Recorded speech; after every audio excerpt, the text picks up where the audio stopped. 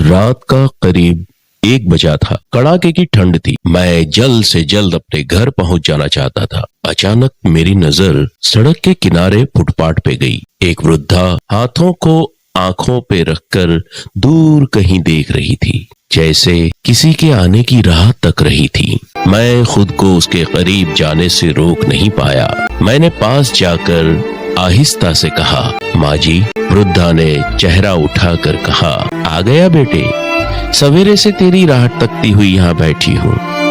तूने कहा था कि मैं अभी आता हूँ, यहीं बैठना, तब से यहीं बैठी हूँ। वृद्धा की बातें सुनकर मेरी आंखें नम हो गई। मैं समझ गया कि बेटा माँ को बोझ समझकर सड़क के किनारे बैठाकर चला गया है। मैंने कहा, माँ जी, मैं आपका बेटा नहीं हूँ। वृद्धा बोली, ओह, माफ करना बेटे, मुझे लगा मेरा बेटा आ गया है। मैंने कहा, माँ जी, आपका बेटा अब कभी नहीं आएगा, वो आपको यहाँ छोड़कर चला गया है। वृद्धा बोली, नहीं बेटे, मेरा बेटा जरूर आएगा, वो मुझसे बहुत प्यार करता है। मैंने कहा, हाँ माँ जी, दिख रहा है कि वो आपसे कितना प्यार करता है। सवेरे से आपको यहाँ छोड़कर गया है, अभी आधी रात हो चुकी है।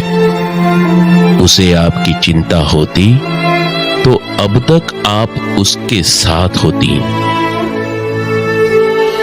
मेरी बातें सुनकर शायद वृद्धा को समझ आ गया था कि उसका बेटा उम्र के इस पड़ाव पे अपनी मां को बोझ जानकर उससे पीछा छुड़ाकर भाग गया है। मुझे वृद्धा की सिसकियां सुनाई दी। मैंने कहा, चलिए माँ जी, आप मेरे साथ मेरे घर चलिए। वृद्धा खामोशी से उठी और मेरे साथ चलने लगी। ना कोई सवाल, ना कोई बात की। रात के सन्नाटे में सुनाई दे रही थी दर्द में डूबी हुई एक माँ की सिसकियां।